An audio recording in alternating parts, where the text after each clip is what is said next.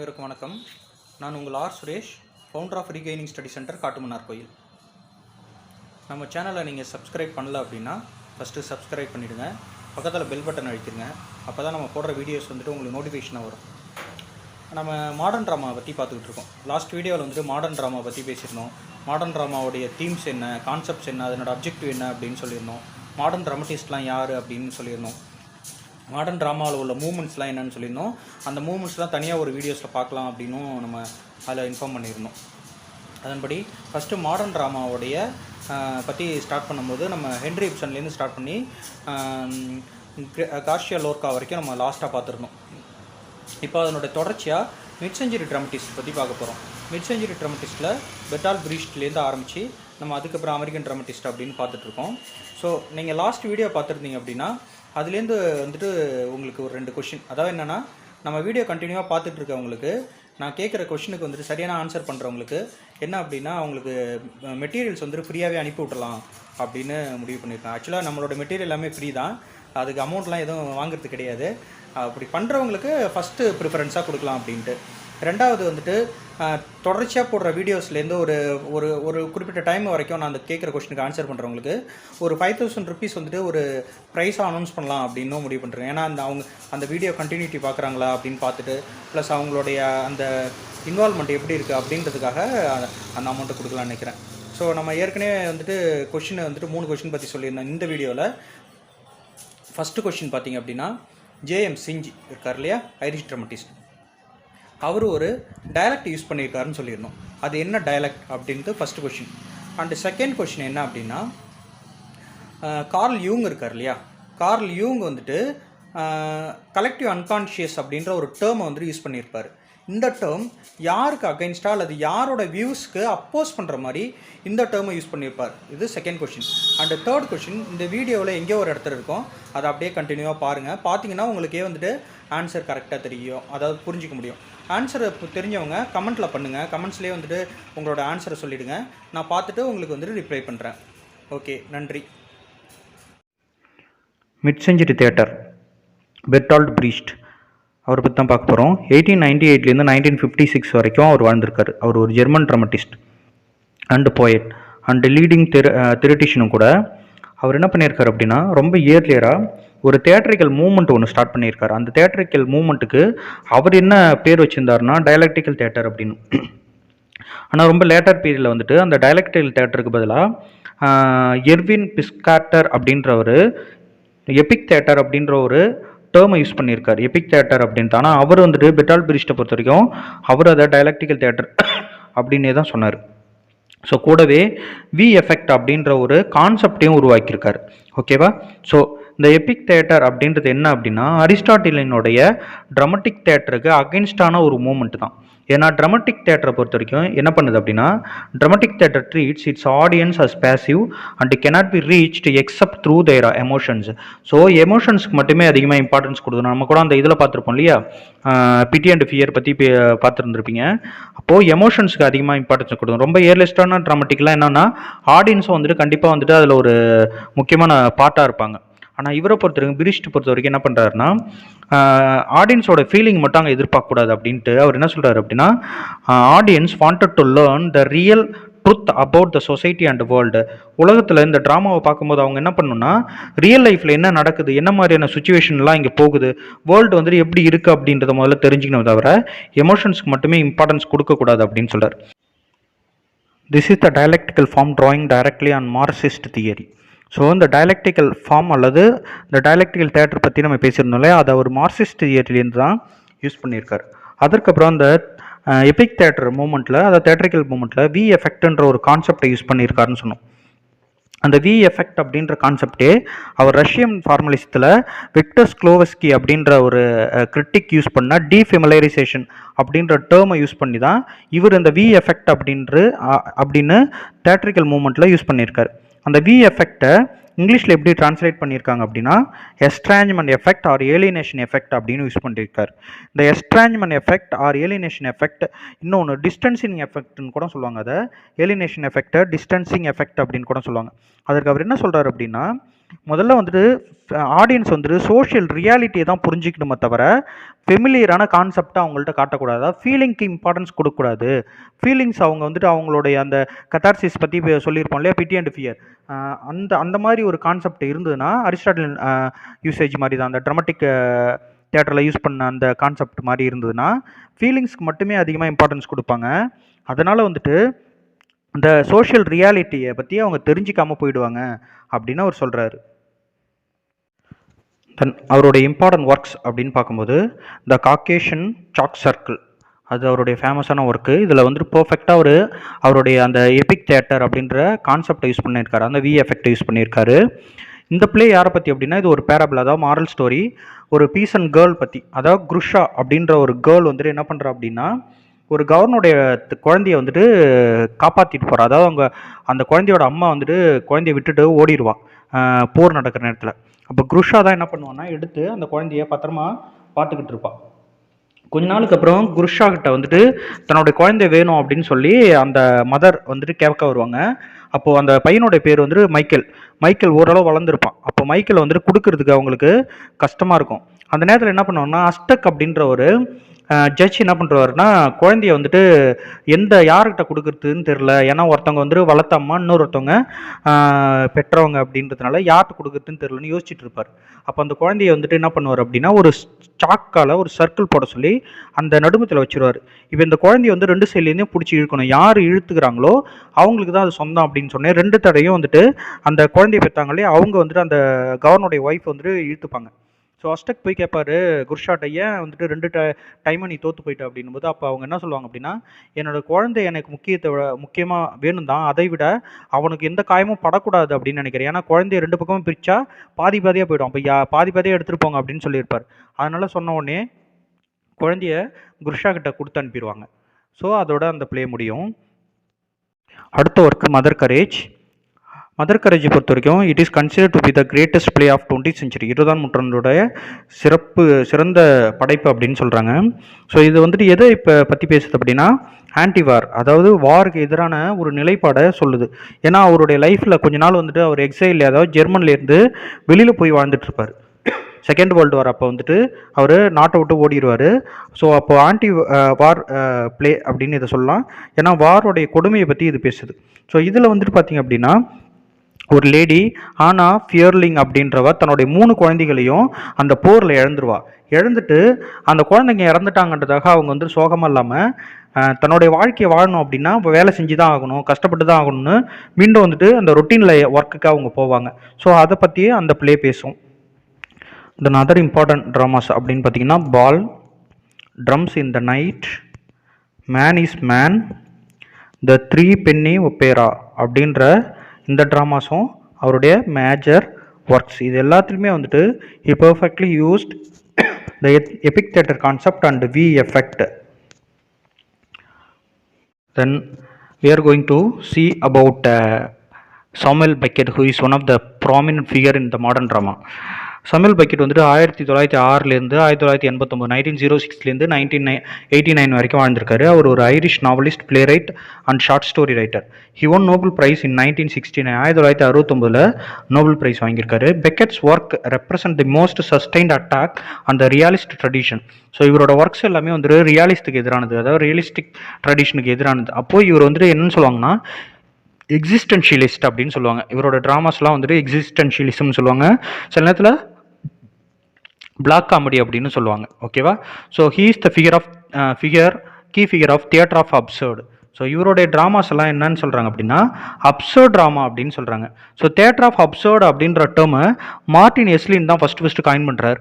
Theatre of absurd அப்படின்ற டேர்மை Martin எஸ்லின் அப்படின்ற காயின் பண்ணுறாரு.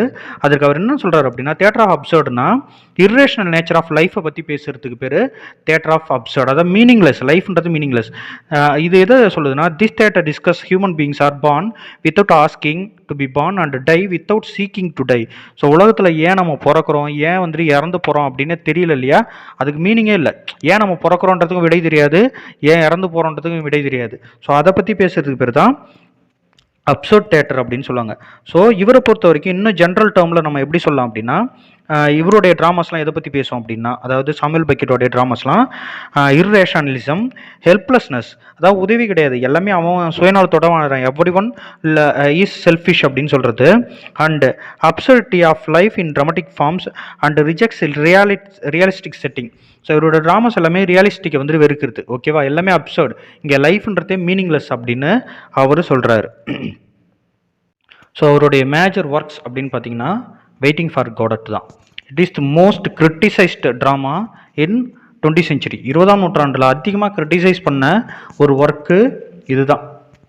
இந்த வெயிட்டிங் ஃபார் காடட் ஃபஸ்ட்டு ஃப்ரெஞ்சில் எழுதி அப்புறம் இங்கிலீஷில் ட்ரான்ஸ்லேட் பண்ணார், அதாவது இந்த டைட்டில் கொடுத்துருக்காரு இங்கிலீஷில்.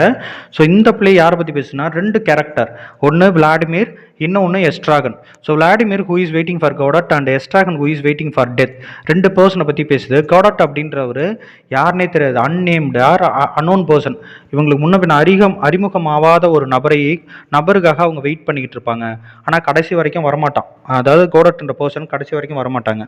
ஸோ இந்த இதில் வந்துட்டு எஸ்ட்ராகன் என்ன பண்ணுவான்னா, லாஸ்ட்டாக ஒரு இடத்துல கமெண்ட் பண்ணுவான், nothing happens, nobody comes, nobody goes, it is awful. So லைஃப்ன்றது வந்துட்டு மீனிங்லெஸ் அப்படின்றது, அதாவது லைஃப் இஸ் மீனிங்லெஸ் அப்படின்றது தான் இந்த ட்ராமாவுடைய என்ன சொல் தீமே.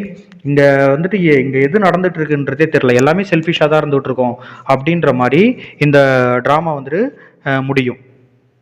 அடுத்த மேஜர் பிளே அப்படின்னு பார்த்தீங்கன்னா என் கேம். ஸோ என் கேமில் வந்துட்டு it tells story about Hamm, Clov, Nagg and Nell. இந்த ஹேம் அப்படின்றவர் யார் அப்படின்னா, he is unable stand and blind, அவனுக்கு கண்ணு தெரியாது, அவனால் நிற்க முடியாது. அண்டு க்ளோ ஹேமோடைய சர்வெண்ட்டு, அவனால் வந்துட்டு உட்கார முடியாது. அண்ட் ஹேமோடைய பேரண்ட்டு நேக் வந்துட்டு அவங்க அப்பா, அவருக்கு லெக்ஸ் கிடையாது, அவர் டஸ்ட்பினில் தான் வாழ்ந்துட்டு இருப்பார். அண்டு நெல் அவங்களுடைய அம்மா, அவங்களுக்கு லெக்ஸ் கிடையாது, டஸ்ட்பினில் தான் வாழ்ந்துட்டு இருப்பாங்க. ஸோ இதில் என்ன அப்படின்னா, அவங்க நெல் அப்படின்ற அந்த கேரக்டர் வந்துட்டு ஒரு இடத்துல கமெண்ட் பண்ணுவாங்க, என்னென்னா, nothing is funnier then unhappiness, it is the most comical thing in the world. So நம்ம ஏற்கனவே சொன்ன மாதிரி தான், இந்த உலகத்தில் வந்துட்டு எந்த விஷயமும் வந்து நிரந்தரம் கிடையாது, இங்கே எல்லாருக்குமே வந்துட்டு சந்தோஷமற்ற நிலை தான் அப்படின்றது தான் nothing is funnier then unhappiness. வாழ்க்கை ஃபுல்லாக வந்து துன்பத்தை மட்டும் தான் அனுபவிக்கிறோம், ஏன் கஷ்டப்படுறோம், ஏன் இப்படி நடக்குது அப்படின்றது எதுவுமே தெரில அப்படின்னு சொல்லுவார். நம்ம ஏற்கனவே சொன்னது தான் மீனிங்லெஸ், எல்லாமே இங்கே மீனிங்லெஸ் தான் அப்படின்னு சொல்லி அந்த ட்ராமா முடியும். நெக்ஸ்ட் மேஜர் ட்ராமான்னு பார்த்தீங்கன்னா ஹாப்பி டேஸ். ஹாப்பி டேஸும் one of the absurd drama தான். தென் அடுத்த drama come and go. So அவருடைய ட்ராமாஸ் எல்லாமே அப்சர்ட் ட்ராமா அப்படின்னு ஏற்கனவே சொல்லிட்டோம். He used stage and dramatic narrative to revolutionise drama. So இவருடைய ட்ராமாஸ் எல்லாமே வந்துட்டு இந்த ட்ரெடிஷ்னல் கான்செப்ட், அதாவது லைஃப்ன்றது மீனிங்ஃபுல் அப்படின்லாம் சொல்லுவோம் இல்லையா, அந்த மாதிரி கான்செப்டை வந்து பிரேக் பண்ணுற மாதிரியே இருக்கும். விக்டோரியன் பீரியட் ரைட்டிங்ஸ் எல்லாமே வந்துட்டு லைஃப்ன்றது ஏதோ வந்துட்டு ஒரு புதிரானது அப்படின்னு ஒரு சிலர் பேசுவாங்க, ஒரு சிலர் வந்துட்டு ஆப்டிமிஸ்டாக பேசுவாங்க இல்லையா. இவருடைய ஒர்க்ஸ் எல்லாமே பெசிமிசம் சொல்லுவாங்களா. பெசிமிசம் அப்படின்னா ஹோப், நோ ஹோப் இன் த ஃபியூச்சரை பற்றி ஹோப்பே இல்லாமல் பேசுகிறோம். ஸோ நெக்ஸ்ட் நம்ம அமெரிக்கன் ட்ராமட்டிஸ்ட் பற்றி பார்க்க போகிறோம். அதில் ஃபர்ஸ்ட் யூஜின் ஓநெயில், 1888 1953 வரைக்கும் வாழ்ந்திருக்காரு. அவர் ஒரு American playwright, then Nobel prize winner. 1936 Nobel prize வாங்கியிருக்கார். அவருடைய ஃபஸ்ட் ஒர்க் பார்த்தீங்க அப்படின்னா பியாண்ட் த ஹரிசான். அது வந்துட்டு ஒரு realist drama. First work beyond the horizon, அது ஒரு realist drama. And O'Neill caught the reality of common people living on sea or land. So மனிதர்களுடைய வாழ்வியலை போயிட்டு நேராக பார்த்து அந்த ரியாலிட்டியை அவர் புரிஞ்சுக்கிட்டார். ஸோ மனிதர்கள் எப்படிலாம் சஃபர் ஆகுறாங்க அப்படின்றது அதான் இங்கே அவருடைய பிளேஸில் வந்துட்டு என்னப்பா இருக்குன்னா, he gives powerful presentation of the struggle between the self destruction, self deception, redemption. இந்த உழைப்பு சுருண்டல் அப்படின்லாம் சொல்லுவோம் இல்லையா, அந்த மாதிரி தான் எப்படி மனிதர்கள் வந்துட்டு ஏமாற்றப்படுறாங்க இந்த சமூகத்தில் அப்படின்றது, இந்த மக்களால், அதாவது இந்த அதிகார வர்க்க மக்களால் கீழ்நிலையில் இருக்கிற மக்கள் எப்படிலாம் வந்துட்டு ஏமாற்றப்படுகிறார்கள் அப்படின்னு சொல்கிறது தான் இவருடைய ஒர்க்ஸ் எல்லாமே. அப்புறம் எப்படிலாம் வந்துட்டு ஏமாந்து போகிறாங்க அப்படின்ட்டு சொல்கிறது. அவருடைய ஃபஸ்ட்டு ஒர்க்குன்னு பார்த்தீங்கன்னா, ரொம்ப அதாவது பெஸ்ட்டு இம்பார்ட்டன்ட் ஒர்க்குன்னு பார்த்தீங்கன்னா his desire under the elms அப்படின்ற ஒர்க்கு தான். ஸோ இதில் யாரை பற்றி பேசுகிறாங்க அப்படின்னா, it is about the timelessness of the inner struggle between a son and father Eben and old Ephraim. So old எஃப்ரைமையும் எபன் அப்படின்ற அதாவது பர்சனை பற்றி, அதாவது ஃபாதர் அண்ட் சன் அவங்களுடைய ஸ்ட்ரகிள் பற்றி தான் இந்த பிளே வந்துட்டு பேசுது. And second play the hairy ape. இந்த ப்ளே வந்துட்டு எல்லாருக்குமே நல்லாவே படிச்சிருப்பீங்க. அதுவும் பிஜிடிஆர்பியில் படிக்கிறவங்களுக்கு கண்டிப்பாக இது வந்துட்டு சிலபஸில் இருக்குது.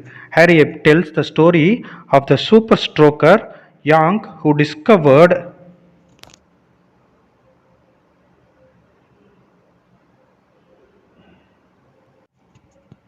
discovered his shortcoming from chance meeting with one of passengers cultured and wealthy Mildred. So Mildred அப்படின்ற அந்த கேர்ளை வந்துட்டு அவர் மீட் பண்ணுவார் இல்லையா, அதற்கப்புறம் அவருடைய லைஃப் வந்துட்டு என்ன மாதிரியான மாற்றங்கள் உள்ளடக்கிது அப்படின்றது, எவ்வளோ சேஞ்சஸ் வருது அப்படின்றத பற்றி சொல்கிறது அந்த ட்ராமா. தென் தேர்ட் ஒர்க் பார்த்தீங்கன்னா the iceman cometh அப்படின்ற ஒர்க்கு. அது வந்துட்டு எதை பற்றி பேசுனா நேச்சுரலிஸ்டிக் ட்ராஜடி. அது it is a lengthy naturalistic tragedy. இந்த நேச்சுரலிசம், எக்ஸ்பிரஷனிசம் இதெல்லாம் வந்துட்டு மூமெண்ட்டு, இதெல்லாம் தனி டாப்பிக்லேயே நம்ம பார்ப்போம். And long day journey into night has been praised as his finest play. So அடுத்து பார்த்தீங்கன்னா அவரோட இம்பார்ட்டன்ட் பிளேனா long day journey into the night அப்படின்றது அவருடைய நெக்ஸ்ட் இம்பார்ட்டன்ட் ஒர்க்கு.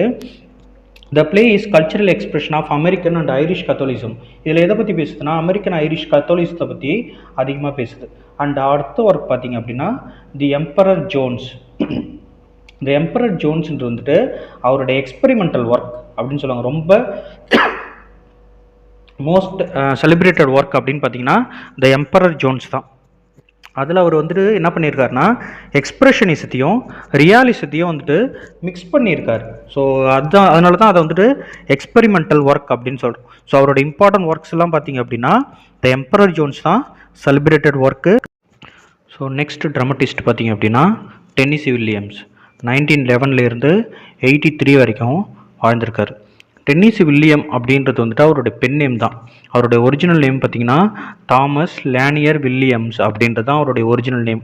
டென்னிசி வில்லியம்ஸ்ன்றது அவருடைய பென் நேம், அவரோட ரைட்டிங்ஸ்க்காக யூஸ் பண்ணியிருக்காரு. தென் அவர் வந்துட்டு he was born in Mississippi and brought up in Saint Louis. மிசிசிப்பியில் பிறந்து செயின்ட் லூயிஸில் வளர்ந்துருக்காரு. அவரோட மேஜரான ஒர்க்ஸ் அப்படின்னு பார்த்தீங்கன்னா glass menagerie is a poignant and painful family drama set in Saint Louis in which a frigid and frustrated mother Amanda dream of her glamorous past. So இதில் யாரை பற்றிலாம் பேசுது அப்படின்னா அமெண்டா அப்படின்ற கேரக்டரை பற்றி பேசுது. அவனுடைய மகன் டாமு, அவனுடைய டாட்டர் லாராவை பற்றி. ஸோ இந்த ஃபேமிலிக்குள்ளே இருக்கிற அந்த முரண்பாடுகளை தான் இது பேசும். அவரோட டென்னிசி வில்லியம்ஸோடைய ரொம்ப மேஜரான பிளே இந்த கொஷின். இதுலேருந்து கொஷின் கண்டிப்பாக கேட்பாங்க. தென் ஒரு கொஷின் ஒன்று கேட்டுடுறேன். பெர்டால்ட் பிரீஸ்ட் வந்துட்டு அவருடைய வி எஃபெக்ட் அப்படின்ற அந்த கான்செப்டை எதுலேருந்து அவர் பயன்படுத்தியிருப்பார், அதாவது எந்த மூமெண்ட்டு அல்லது எந்த லிட்ரேச்சர் அல்லது ஏதோ ஒரு விஷயத்துலேருந்து பயன்படுத்தியிருப்பார் வி எஃபெக்ட் அப்படின்ற அந்த கான்செப்டை. அதுக்கு சரியான ஆன்சர் சொல்லிவிடுங்க. அண்டு நெக்ஸ்ட் இம்பார்ட்டன்ட் ஒர்க் அப்படின்னா streetcar named desire. So 20th century American ட்ராமாவுடைய important play. It is the study of sexual frustration, violence and aberration set in New Orleans, in which Blanche Dubois' fantasies of refinement and grandeur are brutally destroyed by her brother-in-law Stanley, whose animal nature fascinates and repels her. So இதில் பிளஞ்சி டூபோய்ஸ் அப்படின்ற அந்த கேரக்டரை பற்றி பேசுது.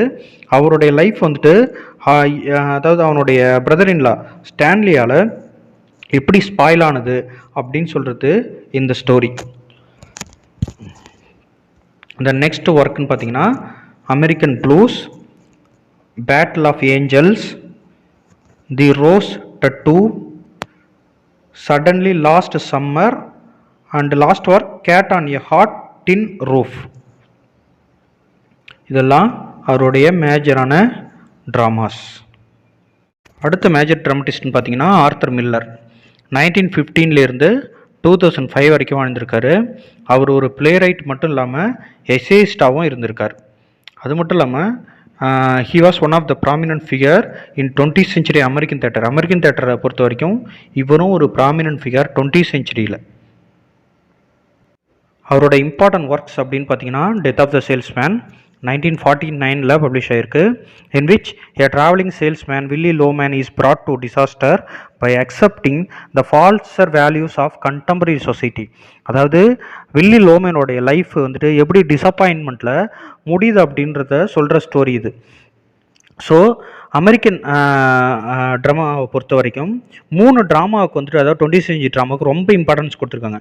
ஒன்று வந்துட்டு long days journey into nights, அது வந்துட்டு யூஜின் ஓனைலோட இது, டெனிசி வில்லியமோட a streetcar named desire, and Arthur மில்லருடைய டெத் ஆஃப் சேல்ஸ்மேன். இந்த 3 ட்ராமா தான் அமெரிக்கன் 20th செஞ்சுரி ட்ராமாவில் ரொம்ப இம்பார்ட்டண்டான 3 ட்ராமாஸ் அப்படின்னு சொல்லுவாங்க.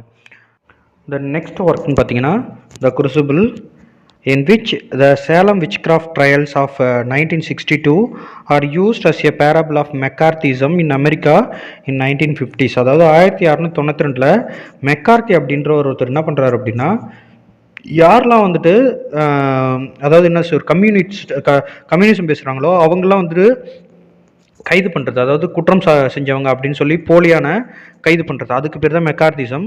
இந்த பிளே அதை பற்றி தான் பேசுது. அடுத்த ஒர்க்குன்னு பார்த்தீங்கன்னா a view from the bridge is a tragedy of family honour and revenge. A view from the bridge அப்படின்ற ட்ராமா அது வந்துட்டு ஃபேமிலி ஹானர் அண்ட் ரிவெஞ்சை பற்றி பேசுகிறது. அண்ட் நெக்ஸ்ட் ஒர்க் பார்த்தீங்கன்னா ஆஃப்டர் த ஃபால். இந்த ஒர்க் எதை பற்றி பேசுதுன்னா, மர்லின் மன்ரோ அவருடைய ஒய்ஃப் இருக்காங்க இல்லையா, அதாவது ஆர்த்தர் மில்லருடைய ஒய்ஃப், அவங்க பற்றின செமி ஆட்டோபயோகிராஃபி இது, அதாவது ஆஃப்டர் த ஃபால் அப்படின்ற ஒர்க்கு. தென் நெக்ஸ்ட் ஒர்க் பார்த்தீங்கன்னா த ப்ரைஸ். இதில் எதை பற்றி பேசுது அப்படின்னா, it contrast the lives and opinions of 2 estranged brothers. 2 சகோதரர்களை பற்றி இது பேசுது, அவங்களுடைய முரண்பாடுகளை பற்றி இந்த பிளே பேசுது. பொதுவாக மில்லர்ஸோட பிளே எல்லாமே dealt with questions of social status, horror and freedom from the constraints. இந்த ஃப்ரீடம்ன்றது வந்து அமெரிக்கன் ட்ரீம் கூட சொல்லலாம். அதாவது டெத் ஆஃப் த சேல்ஸ்மேனில் வந்து நிறைய தீம்ஸ் யூஸ் பண்ணியிருப்பாரு, அதில் அமெரிக்கன் ட்ரீமும் ஒரு தீம்.